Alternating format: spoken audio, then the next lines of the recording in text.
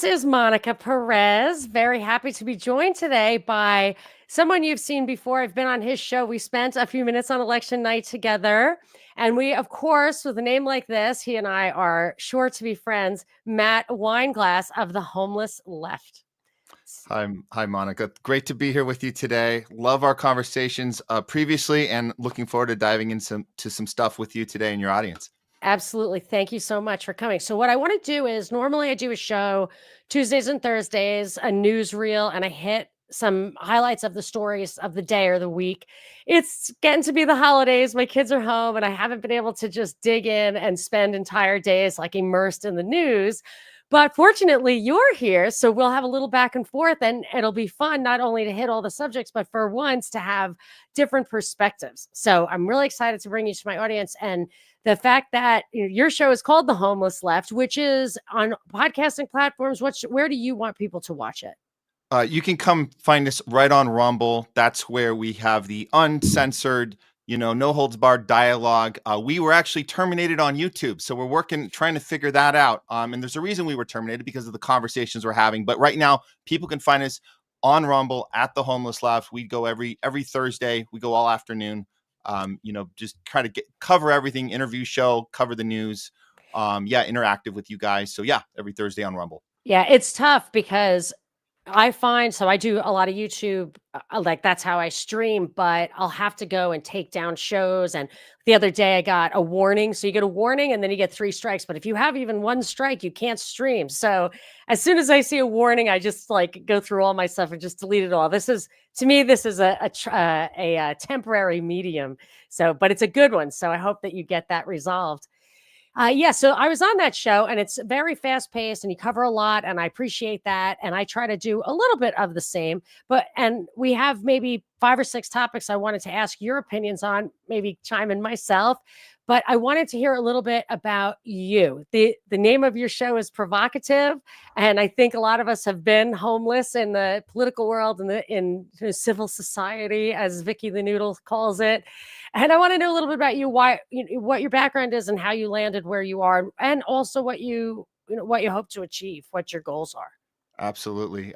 So as far as coming up with the name Homeless Left, it does come from where I started, and I'm here in Hollywood. I do the Hollywood thing. I'm a producer, actor, documentary filmmaker, the whole works, director, the whole works. And I've been here, over 20 years. And this was the environment I always felt like I belonged to. As people know, California in general has always had this kind of liberal vibe, and kind of a place where people can be open-minded. And I'm talking in the past tense right now, because it's completely changed. But what I grew up with was, as an artist, to be in an environment where you can, be curious about things, want to look at different points of views, care about a human story. And so the stories we tell in Hollywood, I just assumed I was in the forefront of that. And, I grew up thinking the conservative side, these were the bad guys, right? That's what they told us. And, I actually worked for the Democratic Party. Unfortunately, I'm embarrassed to say now, but I do use that as insight. I tell people, I've knocked on thousands of doors for the Democrats, because we were told they cared about that our vote mattered, that our vote That's counted. reasonable. It's a reasonable position. I mean, it's just fundamentally, ideologically, you either think the government is the unit of society, that's the safety net, or you think it's a private thing. Like it's an ideological, we could go all the way to like the origin of property rights and all of that, but it is a very widely held ideological viewpoint. The problem is that those people at the top exploit either person's propensity to one ideology or another. So I don't hold it against you that you were actively working to promote what you thought was a legitimate representation of your thoughtful ideology.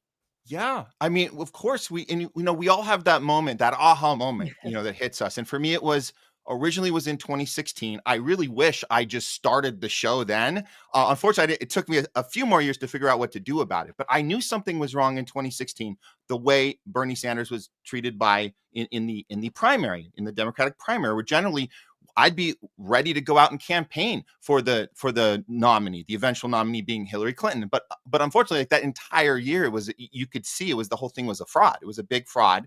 You knew that it was stolen from Bernie.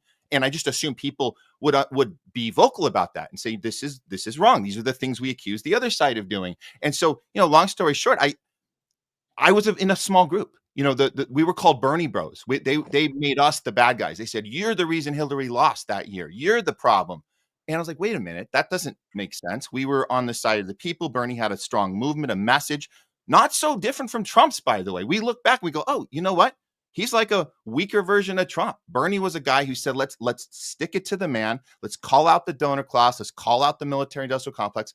But at the end of the day, he sabotaged his own movement, and here we are. We were left, as I would say now, we were left homeless. I don't think I was willing to admit it at the time, Monica. I still had hope for my fellow man, my fellow artist, the LA people here, that we were going to be more curious about it. But then, man, you fast forward a few years, you go into COVID time, and it was like, it was time to get in line, put a mask on, stay awake, stay 6 feet from each other, follow instructions, and don't you dare ask a question. And Hollywood got, as far as I saw, Hollywood got completely captured at that point. And it was horrible. I mean, and here I am going, wait a minute, we're going in the wrong direction here. So again, I spent the next few years trying to figure out what can we do about this? How can we figure out that the artist, the mind of the artist, we needed to be more curious about what was happening then. And again, I got to a breaking point about a year and a half ago where I said, enough of this. I'm going to get my show going. We're going to start having interviews and talking about what's actually happening. So I kind of, took the entertainment industry and I just kind of turned it upside down on itself. And so some people that came along, they're here with us. They're still with us now. But then I expanded and I saw there's a lot of people that want to have this conversation way outside of our little bubble here in Hollywood. And so we've been doing it ever since. And the Homeless Left, the name, it comes from a place of, this is where I am and now, or this is where I was, Right. and now I'm ready to see where I can go. And believe it or not, Monica, I think you understand this. A lot of people were like, Matt, it's kind of an isolating name. You might Mhm. turn some people off on the right. And I said, I don't think so.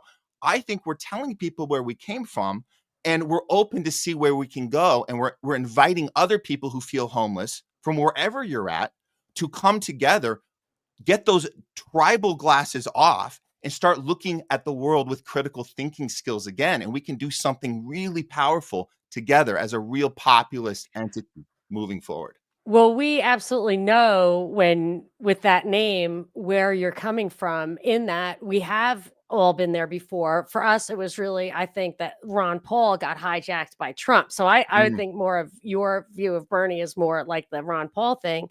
And then we had a big libertarian movement, and that seems to have had, I mean, I think all the people I know who are libertarians are sincere, but there is a certain obvious futility with the libertarians, especially since they did nothing during COVID. So now you have this post libertarian right, which have their own, there's more of a far right, but there's also like a Trump right. And that one bothers me because they never talk about the Bill of Rights. They never talk about the things that were unifying, objective, and successful. Like, I feel like we were tricked into the people, anybody who went from the Ron Paul Trump continuum and beyond, because there's definitely a beyond, were tricked. Ron Paul used to hold up the Bill of Rights, used to hold up Federal Reserve notes and get people to cheer for these foundational principles of our country. And we've all abandoned that, which I think was quite a bit of trickery. But because the right was a little bit ahead of recognizing that the party was, self-serving and dishonest and disingenuous, some of there that train has like not only left the station, it's like blown through several more stations, whereas you're still in, I think, that a more because you are homeless and they haven't put you in a station yet, you're still asking the questions and still approaching with an open mind. I personally want to know, first of all, I would say I think what was the beginning of the end for California, or the writing on the wall, was when they had those extreme vax mandates for kids going to school. And that scared me when I moved out here. That's, I saw the writing on the wall. And then do you think there's any chance that Bernie Sanders was in on an elaborate setup? Is there any chance of that in your mind? Yeah, there's absolutely a Okay. chance of that.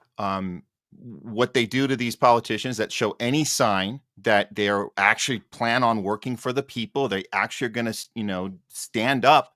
to corporate greed and the donor class and all those things, the military industrial complex. Anybody who's even showing a sign they're going to do that, they get captured at some point. And there's ways to do that. With Bernie, yeah, it wasn't. I don't think it was bribing. I don't think it was coercing. I think it was like you said, there's a little blackmail going on, little we're gonna f you up if you Or don't they'll stay in just make line. you irrelevant. You're going to lose. It's that old, like, I think Bill Clinton and Dick Morris used to have that conversation. So I can get reelected, but I have to give up on all of my ideals, Well, or, not get reelected. So what do you do? What's the point of getting, but of course we know what Bill Clinton wanted. He just wanted to get elected. right. And with Bernie, it was so tragic because you had people that worked for him that were by his side. They championed him like every day. People like Nick Brana, who was right there with him through 2016. In 2020, there was this moment. It was Nick and like maybe I think like 12 or 14 other people that were in the room at the time. And we've heard this story told a few different times. So we have a track record that this happened, but they're in this private room in the 2020 election. And they're saying, Bernie, you have to not take these corporate donations, these super PACs and all this stuff you're doing. It's very shady. And you can't Hmm. do that. You have to cut this off and do the thing you're campaigning on, or we walk. We're walking. You have to decide right now, or all of us are out of here. And Bernie looks back at them and says, I don't want to end up like a Ralph Nader. And they said, Wow. we are out. We are Wow. out. And they left. And so that's the tragic end to Bernie. Of course, the mainstream media doesn't report this story. They don't want to talk to anyone that was part of this. So you have to obviously go on shows like ours and hear these conversations that actually occurred. But that's what happened. And so yes, you're absolutely right. He's interested in legacy. He's interested in not being the person that you blame the end, the election on, or like he doesn't want to be that person. But it's Dennis so funny because you Kucinich look wouldn't be around. a Yeah, bad legacy. I still respect him, but yeah, but what did he accomplish? I mean, they say he got on a plane one day, and when he got off the plane, he just shut up. So there's yeah, carrots, there's sticks, there's everything. But yeah, I don't blame, like I always said that about Ron Paul or Rand Paul. Like at a certain point, Ron Paul wanted to get his message out, so he didn't care. Rand Paul wanted to get elected, so he did care.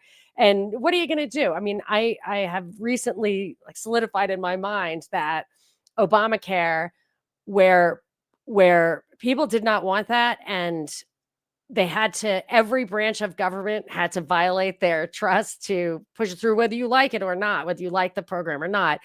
The Supreme Court, that ruling was wrong about, like, it was a tax. It wasn't a tax. And if it was a tax, it'd be unconstitutional because it started in the Senate, not in Congress. So you can't, it's just technically incorrect. And the way they twisted arms. So I'm just saying I used to march against that. So we tried to do it at the ballot box, and it didn't work. They have total control at that point. So yes, I'm not really black pilled, but I recognize now that we live in an empire, and my voting just supports this deception that it's not an empire. yeah. So I'm not And doing it anymore. they're so good at keeping us at each other's throats and divided. And Obamacare is a great one because at the end of the day, that wasn't even something that the left was pushing. They got It was a tricked into finance thinking, subsidy. It was a subsidy yeah. for financial So companies. Yeah. so here you got them thinking that the Republicans are mad about it. That means it must be good. And then Right. Obama's great because he got this thing to happen. And it's like, did you guys even look at the thing itself? It's actually a bill that Mitt Romney had in Michigan. It wasn't even a thing that you would even put out there as a quote As a unquote Democrat, yeah. liberal progressive. So everybody got screwed in that. And what was the end result? We're all angry at each other. Nothing moves forward for the American people, and they all get to like laugh about it behind our backs that we're like and it's just and nothing gets done. The healthcare industry gets to stay the way it is, and meanwhile every other country on the planet gets to have healthcare when we're sitting Well, here we with should call it nothing. medical care. Just like I'm not saying us anymore, I'm saying the empire. We should call it medical care, not healthcare. And I did not plan this, but let's segue into the story of Luigi and the CEO. So why don't I mean, if you wouldn't mind, I don't know how closely you followed this or whatever, but if you want to give a nutshell of, if you want to recap the story, you want to tell what you think about it, any salient thoughts, or if you're just like, okay, pass, I'll go on to the next subject. You decide.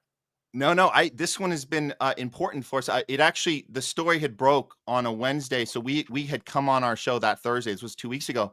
when this first happened, and we're just looking immediately. And this is what we have to do, and we're trying to tell our audience about this. Like, always, like, kind of get yourself trained that when something breaks, always immediately put those feelers out and be like, what are they not telling us? What's that first headline coming out? So we saw right away they were trying to make this, oh, it's a disgruntled person, that it was a personal life thing, and they wanted to make it nothing about the healthcare industry, that this guy Brian Thompson, the CEO, that got shot and he got killed, and we had the footage, we were watching the footage, but the mainstream papers like New York Times, Washington Post, they left out the part about the guy writing on the bullets, the deny, defend, depose. This was a message to the healthcare industry. So of course we try to piece this thing together. People were saying pretty quickly that this could be a psyop. I want to talk about that part, but let's on the surface level, let's just look at, if just benefit of the doubt, this is Sure. legit. Let's just go with that. That's It's always a good place to start, in my opinion. It's yes, almost always wrong. However, I yeah. always start there because then you have rationale to explain what your conclusions are. Right. So what we're seeing, let's assume he did this thing. Here we are. We got a court coming up. He's now being charged as an act of terrorism, and this is the part I think is very important that we have to look at from right, left, wherever we're at. So this is an opportunity for all of us homeless people to kind of get together and go, look what they're doing. This reminds me of January 6th. This reminds me of, you go and now look, I'm not saying anyone on January 6th went and committed murder. They actually didn't. They tried to tell us they did, but Definitely they didn't. not. Yeah. So I'm not comparing in that regard. But what I am saying is, it's time to make an example out of an American citizen. You up the charge to terrorism. You tell people you're going to mess with the healthcare CEO. He's on this higher echelon. So you understand how they look at people in this society. New York City, right now, Monica, New York City has over 30,000 unsolved homicides right now. Why did they jump on this? Why were they able to catch this guy immediately in 5 days? These other ones aren't being pursued. They were also murdered. They also had family members and brothers and sisters and wives and children. But this one was special. He's up in the elite. You have to protect your elite, and you have to send a message to the American people. If you try this, you will also be charged as a terrorist. And that's why I brought up January 6th, not because we're talking about crimes committed on January 6th. I'm saying you send a Yeah. message. You say, you can't do this thing that you think you're doing. We're going to extra punish you. We're going to go so far that you know that you are so far out of line, so the next person won't do it. That's what that's about. That's very interesting. I will say, I hadn't thought of that, and it goes hand in hand with a couple of things I don't like about how they do criminal stuff. It's like charge inflation, I guess I would call it. Like they give you one act. So I went to law school, actus reus and mens rea. You do an act, you have an intention, and that determines the crime. But now they pile a million things on one single act, one single thought. And not only that, but they'll charge you for the same crime on the state and local and federal levels, so that you're charged with like different things for the same thing, which I consider to be double jeopardy. I mean, I'm sure it hasn't been adjudicated that way, but that's a good point. And I also always found it pretty awful that my father and I used to joke about it. Like if somebody killed a cop, the city would shut down. They would beat the living shit out of the guy, kill him, whatever. And even as a little kid, I was like, but isn't that their job? Shouldn't they be way more bummed out when like some lady walking home from work gets killed? So this Yeah. elevates that. Yeah. Yeah. No, I'm glad you brought that up, because there's this narrative about cops, like we have to protect them extra special and delicate, and they should pull their gun anytime that a kid with a candy bar pulls. Hey, you got to be careful. That kid might be a toy gun, but it might be a real gun. It's like, wait a minute. You signed up for a job and you want to be called a hero. By the way, you want to be called a hero. What does a Right. hero For do? A killing hero, that kid yeah, without any skill, whatever, without yeah, like skillfully trying to deal with the situation as a professional. yeah, exactly. Yeah. So what are you signing up for? You want to be called a hero, but you don't want to do heroic things. Heroic things is putting your life in danger. If I'm a cop, if I sign up for the force, my job is to protect you, not get home to my family. My Right. job is that you get home to your family. That's the Right. job. Yeah, I get if home you to get my hazard family second. pay, Yeah, yeah, you work for 20 years, you get yeah, retirement for like 40.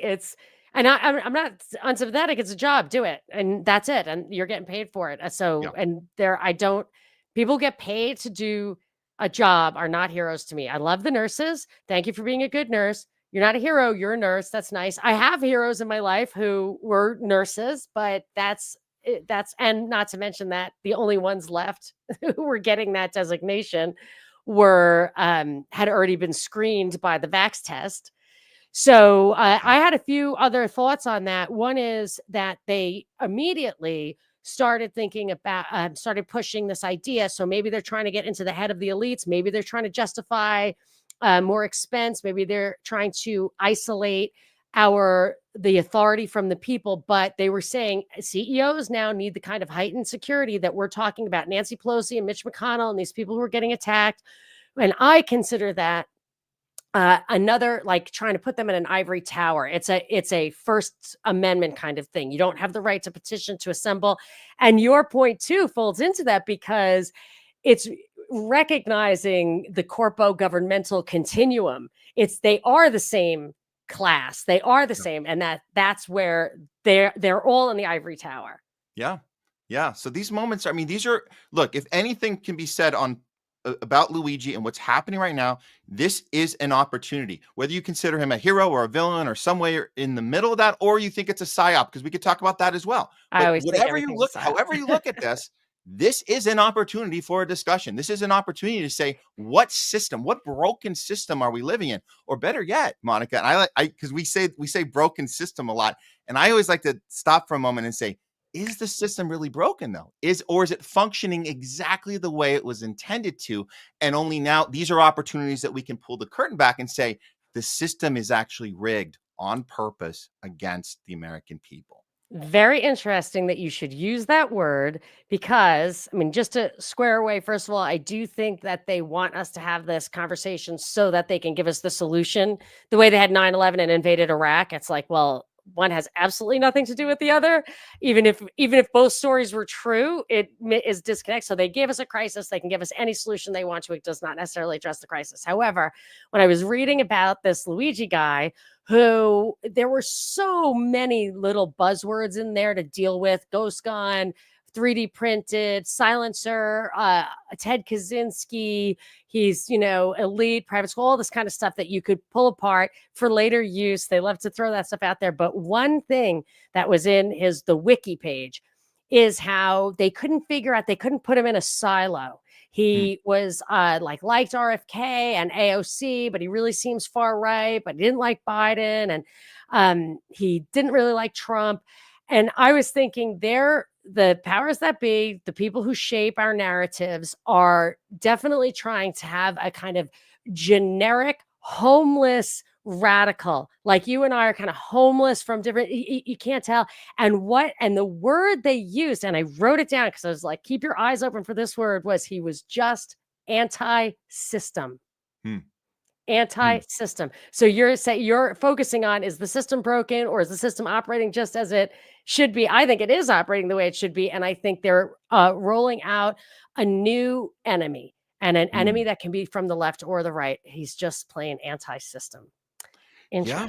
Yeah, it's true. And I want him to be authentic. I want it to be real. I hate the fact that it's looking to me like a psyop. I really am trying to keep positive on it. But man, every part of this, it's like, man, there's so many questions. Why did he get caught at McDonald's? Why didn't he just be a hero, quote Surveillance. Yeah. unquote? Yeah.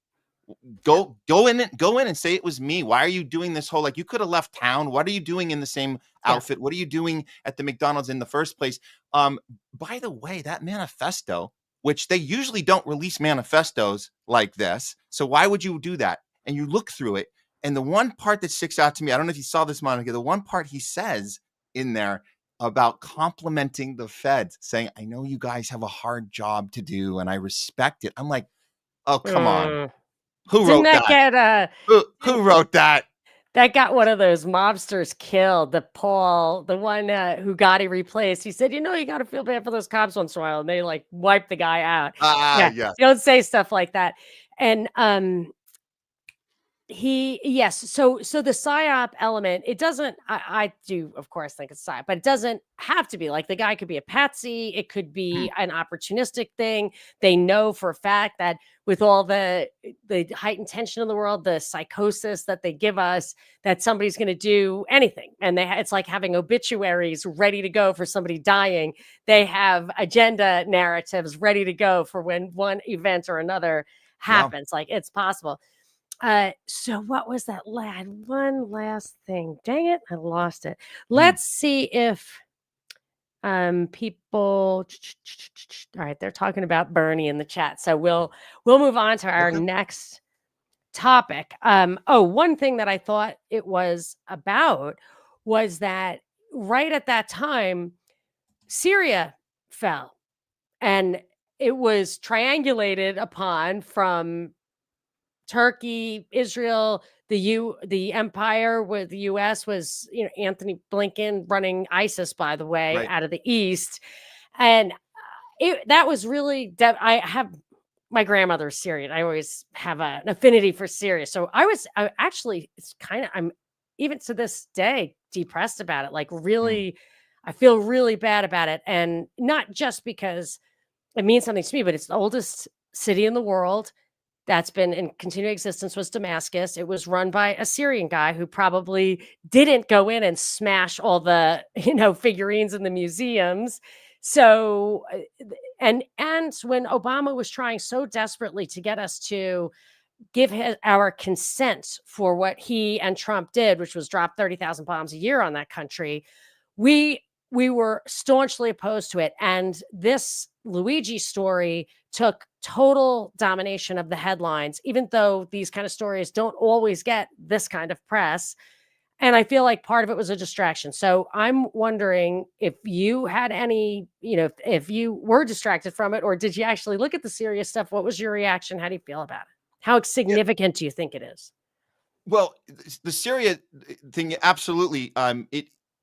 They happened at the same time. I don't think they were coordinated. I think that they were able to spin the narrative about Syria up until the point that CNN. We'll talk about this in a second. CNN's crappy story by Clarissa Ward that got exposed, and that thank God for Twitter and for people doing good journalism like the Gray Zone, Max Blumenthal. These guys can spot the BS when they see it on CNN. But up till that point, I don't think it had to do with the Luigi story. Just it was kind of a coincidence of the timing. I think that when the Syria story happened, when they said Assad has fallen, yay democracy, they had already set the foundation to convince like most of the American people who weren't paying attention, that don't understand the complexities of Syria. They don't understand the years we've been trying to cross this off of our list. These 7 countries that we're going to invade in 5 years, as we know that whole adage from the Middle East coming out of 9/11. Here's all the countries we're going to take down. And the Syria one was a little complicated. We couldn't get it done exactly. We had a third of it occupied.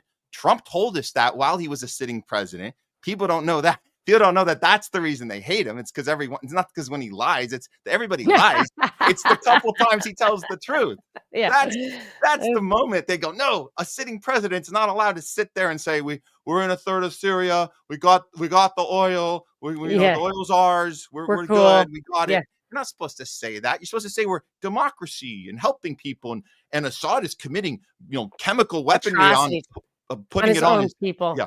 I've Yeah. disproved that personally, by the way. Oh, I have a good for video you. of the rebels doing it, and it was being reported on Fox, like, these are the chemical weapons that were dropped, and it was in a cave. It had, like, rubber bands and cellophane on top, and it had Qatar and Germany written on the label. I'm like, that's not Assad's stockpile. Did you see the clip of, oh my God, the CNN? I don't know if it was Clarissa Ward. It was another one. Probably it was back then when the chemical weapon, Yeah, yeah, 2013 was that first big one they talked that's about. what. Okay, so the reporter, she's right there in Syria, and she's like, that smells like chemical weapons, and she puts the cloth up and goes, yeah, that's Oh, yeah, definitely, I yeah, remember that, which, of course, would have burned her face yes, off. yes. Yes. First of all, Yes, yeah, they had rebel soldiers in the yes, hospital nearby. That's how they absolutely knew it was rebels, and it's because they touched it. Yeah, yeah. I remember that. That was hilarious. So fast forward, you see that the CNN continues this BS. They push this propaganda. CNN with Clarissa Ward did this fake story of going into the prison. She's like, they're making her this superhero, freeing one of the prisoners. The whole thing was set up. This thing was called complete crap. Now CNN has to retract it and say, well, we didn't know. We were fooled. We thought he was a real prisoner. We got scammed. No, you guys set the whole thing up. Again, Yeah. this is theater. This is fake news. As Trump once said, fake news. He coined the expression. It's a good. It's this is what it is. And so, if you're not paying attention to Syria, you're gonna fall for this. And you don't need a Luigi distraction story. You just fall for it. You said, "Oh, the Syrian people have been liberated from Assad. Yay! Look what Biden did one last heroic thing before he left office." And it's like you fall for that crap because you're not paying attention Yeah. like we are. So I saw a lot of people fall for that with or without the Luigi story. They were like, "Yeah, that looks good." ISIS Yes, is now that's true. gone. Yeah. Yeah, I agree with you there. yeah. And there was a case a long time ago. I believe the reporter's name was Jane Aker, and she was trying to do a report on the hormones in cows. It was Mm. for a Fox affiliate, like a local Fox station. And Rupert Murdoch himself, I guess somebody found out about it, made a phone call, and had them spike the story. She went to court, she won, and then they fired her because she insisted like it has to come out. And they ran a story which said the opposite, that there were not these hormones or whatever in the beef in the cows. And she won, she got some money, and then they appealed it, and it went all the way up to where the federal district court said the news has no obligation to be true. And she did not get the money, and she did not have her job. And I just, that for me, people should remember that. Like, same thing, there was a case where the NFL does not have to be real. They do not, they can arrange Mm. it ahead of time. They have no obligation to bettors or anything. So it is full on, it's permitted, it's theater. Sometimes it's true because true is what it works for them sometimes. It's all So yeah, entertainment. It's all yeah. entertainment. Okay. So now Assad went to Russia.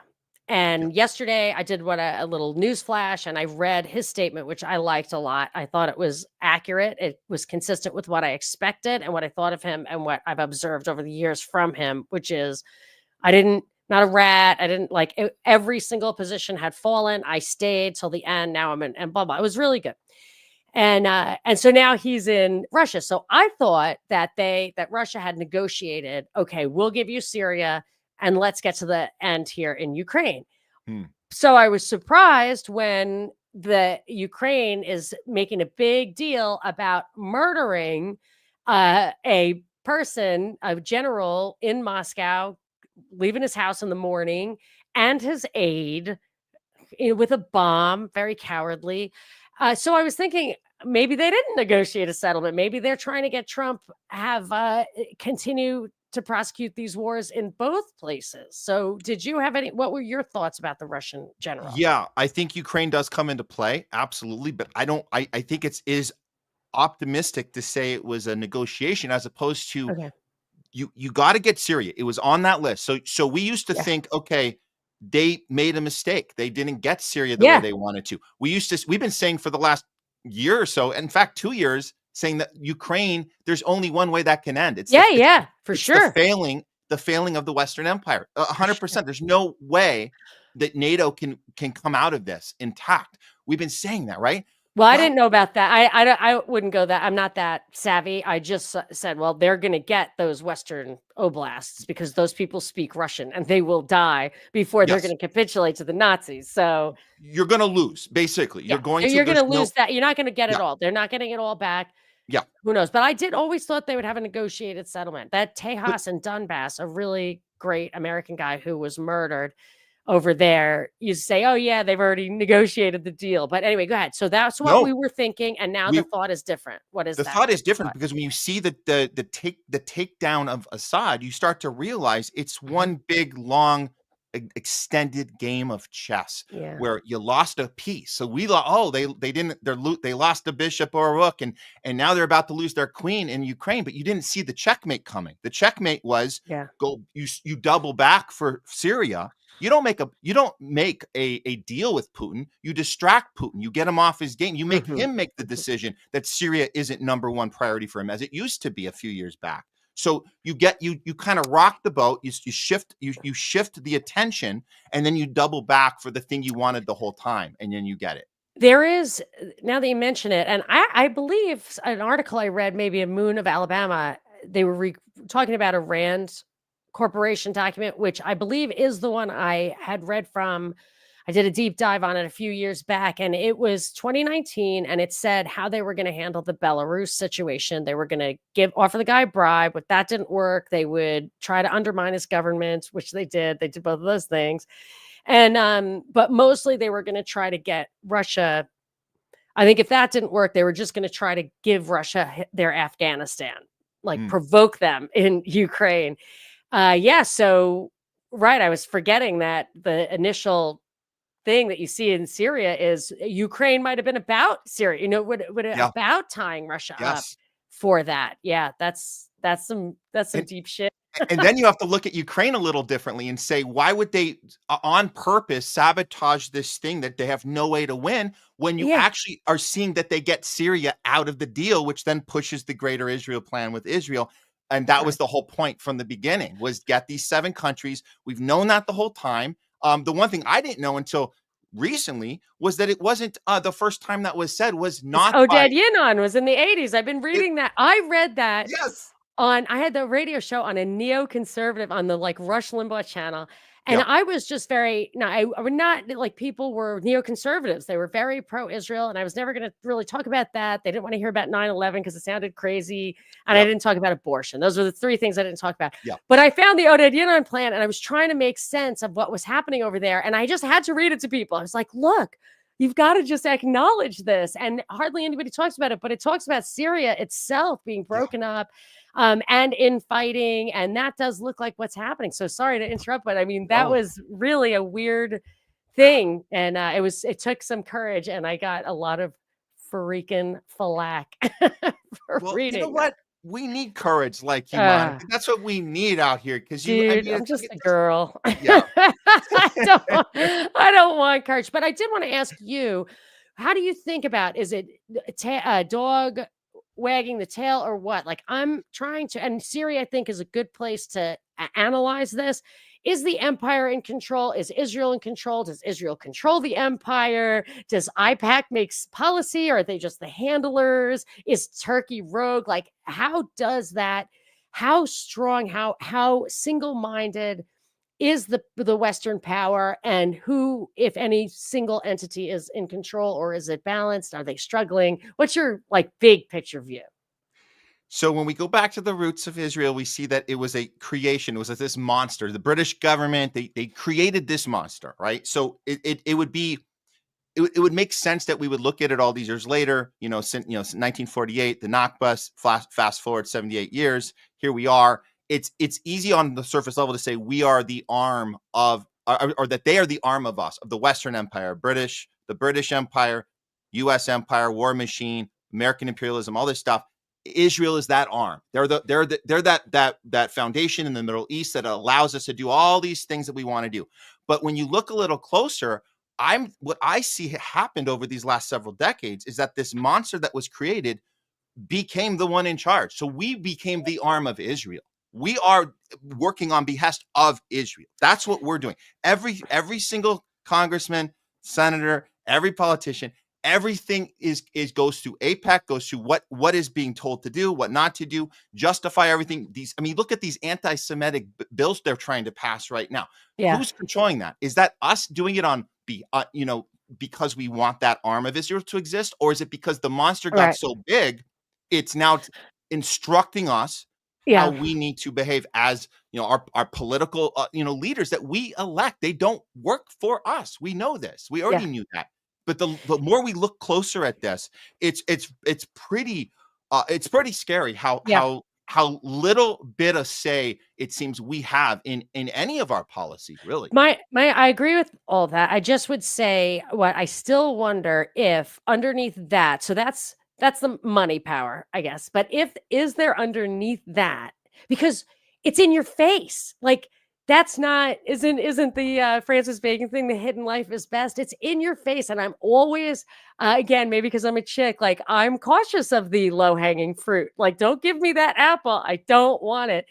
So, I wonder, is there a black nobility? Is there a Jesuit? Is there, Chucky 3? Is it really the King of England? Or did that stuff all change hands, the Vatican, the British Empire, when one war or another got people broke and then they were beholden to just pure money? Do you have an opinion on that one level deeper?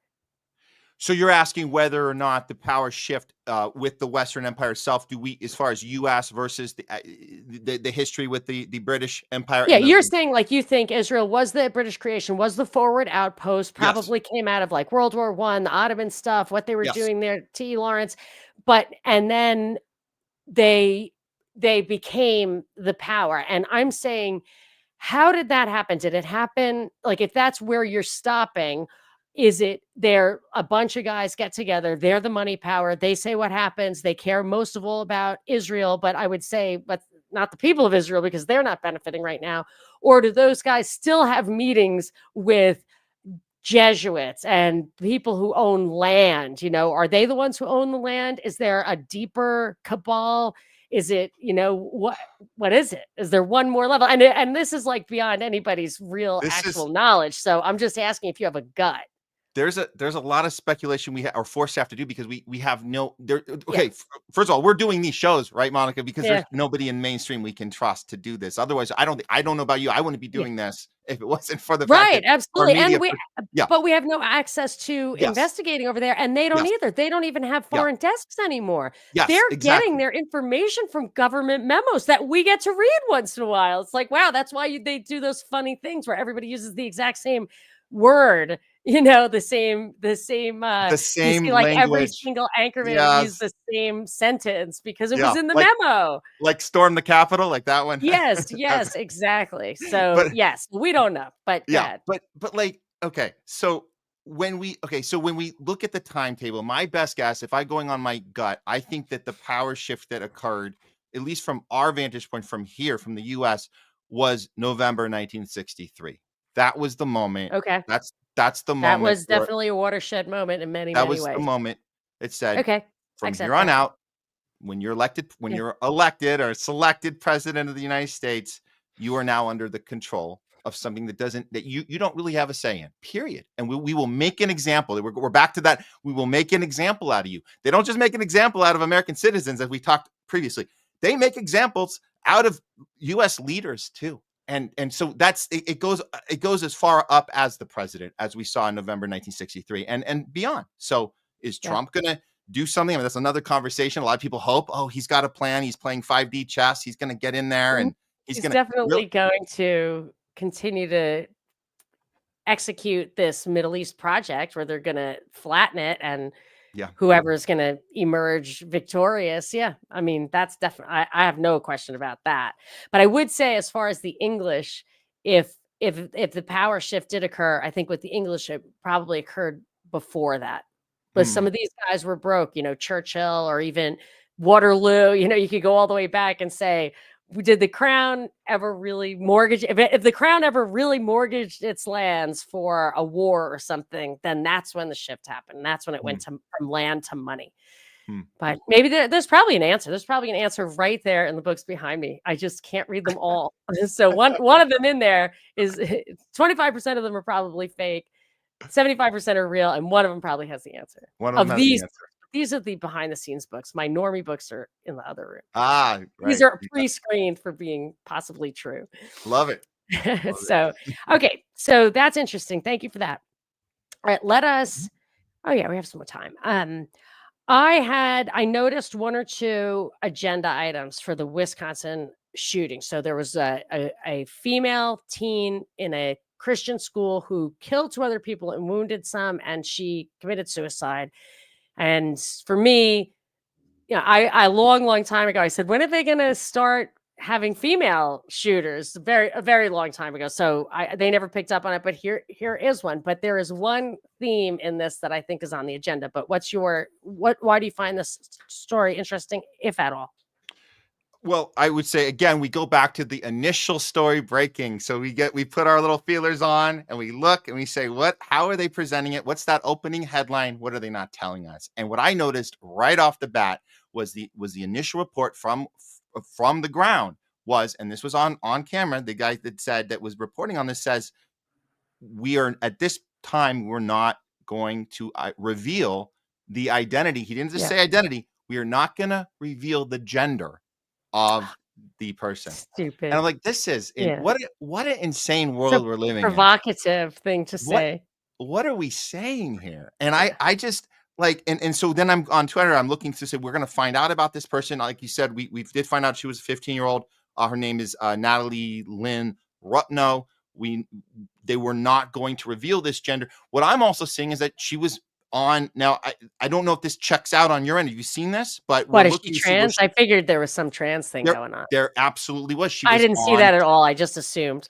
she apparently was taking major testosterone. Yeah. Oh, that'll And then make you whack. Like, now that is they a don't want yes. crazy they won't even I was gonna get a puppy. I adopted this lunatic dog who's very sweet. You're doing great, buddy.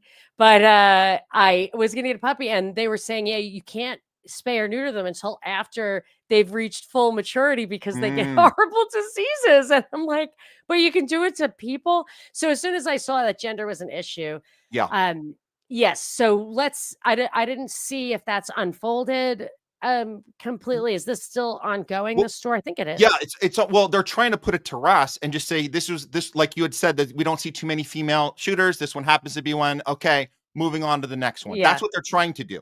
But yeah. what we're seeing is that they're making a deliberate choice, and I guess this is the blueprint moving forward. If a Yeah, trans agreed. person is responsible for a crime like this, murdering other students or wherever, like in the shopping mall, whatever it is, they're going to do two things. First, they're going to protect the gender, like they say out loud, and then second, they're not going to allow this person to be identified at the thing they want to be identified as because now they have a something that doesn't qualify them to be who they are. So that's why you're going to only from here on out, you're only going to see Natalie Lynn Rupno be referred to as a girl. You're not going to hear about the trans part. Interesting. Very And so interesting. doesn't this put them in a bad position? Because if you're doing the woke thing and you want to accept, Mm, remember the adage of woke is when you can identify with whatever you want and we have to accept it, no questions asked. Well, what about a suspected murderer? Do they get the same benefits of the murderer says they're no longer a woman? You're not. Why are you calling it a girl? Why are you calling them a girl? You Oh, well, because then we're gonna put into question yeah. their mental health? Is that gonna come into question? Well, and it Or goes the way they stopped talking about race. They would stopped identifying race in a story about, crime a long yeah, time ago, yeah, and for a good reason. Because it leads to stereotypes, and I mean a good reason meaning a good reason for them, and maybe a good reason for a lot of innocent people of a race that has a higher than average crime rate. I really feel for people, um, minorities, or whatever, people who are in a group. So, like, the first day I showed up at a job I had, the guy said, "Oh, I'm sure you're just like some liberal feminazi, whatever." And I said, "Are you saying because I went to Stanford and I'm a female, I would be a feminazi?" And he said, "Yes." And I said, "Yeah, fair." I'm not, but 9 out of 10 times you'd be right about that. I was there, I know. But it sucks for me. Like I was often discriminated against, whatever. I was definitely people had expectations of me, didn't want me around. They mm, didn't figure I could do math as well as some of the guys. So I feel bad for people who are swept up in those kind of stereotypes who don't deserve it. But on the other hand, um, that suppressing actual information creates a hyper reality, creates a vacuum where you can fill in blanks that aren't true. And then you can have these social movements that make people a little schizo, like these people who get their ideology from TikTok and then get out in the real world later, get so judgmental and everything, and just have no concept of reality. That's because of this distortion that the screens give you. But I had one thing about this story that really stuck out for me is I think they want to stop giving information, giving it quickly, or giving it at all across the board Hmm. so that they can better control information. And only because I've seen it before, like the situation in with the like whatever real or fake Taylor Swift themed yoga party in the UK where the kid was identified as an immigrant when really he was the child of an immigrant. And it was like, okay, that's your big thing. It's like, well, it caused riots, so you need to just be really careful about what you say. And I feel like they want to further shut down information so they're not held responsible for getting it out there in real time so the rest of us can try to find out actual facts. I think there's some truth to that for sure. I think that they have to be very careful about how they're going into battle with us. We're battling them, Monica. We're battling them every day. We're battling the censorship Oh industrial yeah. complex. We're battling this propaganda machine. They're not journalists. They're protecting the empire. We're challenging it. So we're in battle. But guess what? They're in battle with us too. They have to wake up in the morning and go, how are we going to battle these people that don't have the pharmaceutical companies backing them and don't have the billionaire class backing them? How do we battle them? So they just have to be more careful and they come up with new strategies. This is all just about strategizing. How do they strategize and beat us? Sometimes they have to hold out their headline a little longer and get it right. They have to have a little think tank about it. How do we spin this just right? Let's not jump the gun on this. Let's get the verbiage just right. Let's get the Hollywood producer in here. And I can tell you something Yeah. about Hollywood Oh producing. yeah. Yeah, we can tell You we tell. know how to put on a show. And so Yeah. sometimes putting on a show takes a little time to plan, especially when you have to create your narrative. With us, a lot of times, and what I've learned about podcasting, one of the things I've learned doing this now the last year and a half is we don't have to have a ton of production meetings when we're telling the truth. And that's Good point. and it was Yeah, a good great point. breakthrough moment for me, Monica. And I just because I come from this world of pre-production, planning, get on set, figure it out. How are you going to shoot this? Why do we put all that effort into Hollywood? Well, because we want to give the audience a particular story that every detail matters, and we're faking it. We're giving you a killer that doesn't exist. We're giving you a death scene that doesn't that Mhm. actually isn't happening. So we have to come up with ways to strategize to say what's the best way to give this to the audience so they emote with the emotion we need them to emote with in the right way. Once I got in this world, Monica, I'm Yeah. saying, man, it was such an awakening to say, wait, we don't have to have pre-production meetings that go more than a couple minutes before we press live. We just have to get the Right. information Yeah. and then just be honest about it. We don't have to, how do we spin this? They still have to do that. They have to meet with their Hollywood reporter, their Hollywood producers. They have to put together their January 6th theater piece. We're like, let's get the lights, let's get the Uh, taglines. it took a couple of those videos, it took them like a month because I think they Yeah. thought they were gonna actually provoke stuff and get real footage. So, but that's very interesting insight. I'm wondering if you were blackballed since you started speaking out. I get that question a lot. Yeah. It's very important question. I'm still figuring it out, but I'll tell you on the positive side, I still go into meetings. I'm still meeting with investors. I got 2 Yeah. projects right now. I got 2 Really? feature films right Yeah. now, multi-million dollar films that I'm putting together right now. And I'm going to tell you, me personally, I'm more specific and I'm more selective about the projects I get involved with. And when I take meetings, I know we have the internet. I know that people in that room can go look me up. I know they can see that we're having this conversation right now. I don't mind it because I know if they show up to the meeting, that means they want at least want to talk to me about my project. They may not agree with what I'm doing, but I can tell you right now, I'm getting more respect from people who say this guy doesn't care. I don't have to even agree with him, Hmm. but maybe I want to work with a director that has a strong vision and isn't walking into a room going, "Hey, Mr. Investor, Yeah. how do I need to behave to get your approval before you write me my check?" So in one sense, from a point of view of a moral compass and just having integrity, I'm what more well more off right now, better off now, being who I am. And if you don't like it, then don't take the meeting with me. Don't waste my time. But I'm not gonna. I'm done with kissing ass to people, to Hollywood producers in a room, Hollywood investors, and say, tell me how you want me to tell my story to fit you. No, this is the story I'm telling. You either like it or you don't. In the meantime, I got a podcast here. I got an interview to do. We're covering the genocide in Gaza right now. So get back to me when you're ready to write your check, and then we can get on set and start making a movie. Well, that will dovetail into our last story, which is, I think it definitely could be already, or certainly lends itself to a Hollywood production. It's been the subject of Hollywood scripts. The drone sightings and Project Bluebeam. So, have you been following that?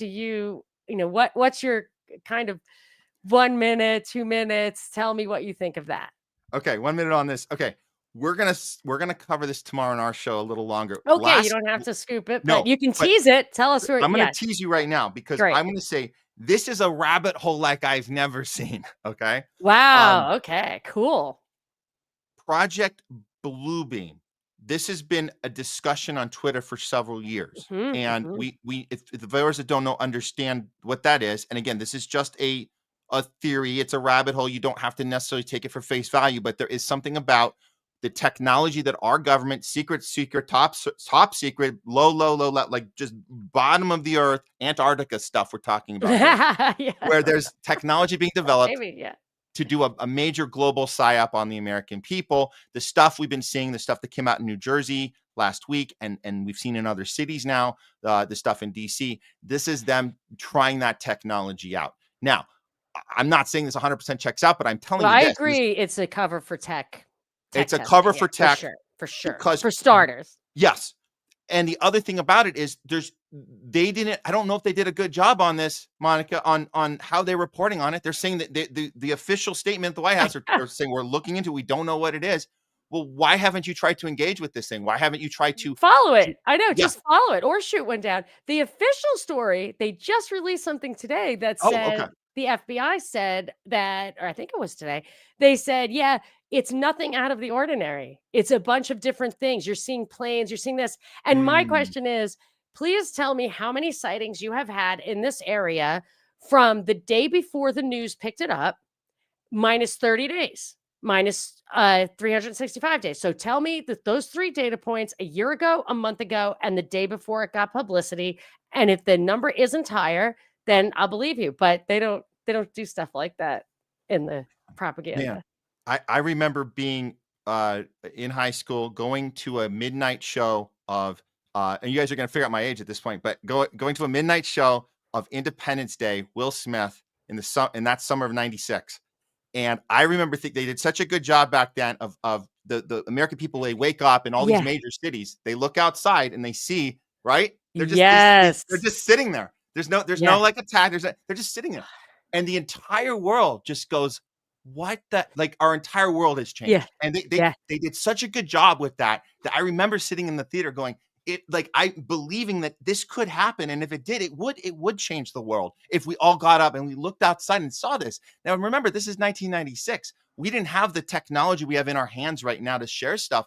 I would never have guessed. Fast forward till today, never would have guessed that exact thing could happen, and people would just go about their day and they would call it a conspiracy theory on Twitter. What's Elon Musk up to? And let's get on with our day. And I'm like, wow, the world has changed since then. It's insane. I mean, it's insane that we just don't care. Well, And so I think it's our yeah. job to make people care a little more and keep going down these rabbit holes. Even if we hit walls on the way, we gotta try because we know nobody in the media is actually doing this work. They're gonna protect whatever that thing actually is. Yeah, that FBI statement was it was almost gaslighting because it's so obviously fake, but it started with there are a million licensed drones in this country. That was the first line of this thing that I just read.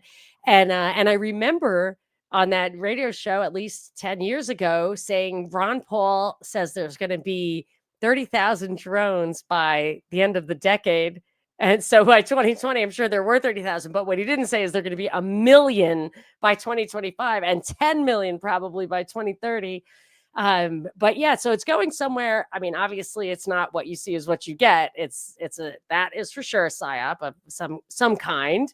Yeah, we'll see how it unfolds. But I encourage people to listen to your show tomorrow. Why don't you tell people again how they can catch it live, where they can get it Yes. afterwards, how they can support you? Yes, you guys go to Rumble, follow the Homeless Left channel. So it's the Homeless Left, and we're every Thursday. Tomorrow's show is pretty big because I think it's the last one we're doing before. Well, yeah, so one before Christmas. Fun, We yeah. got we got co-host Craig Passage Ardula will be on with us. We We love have pasta.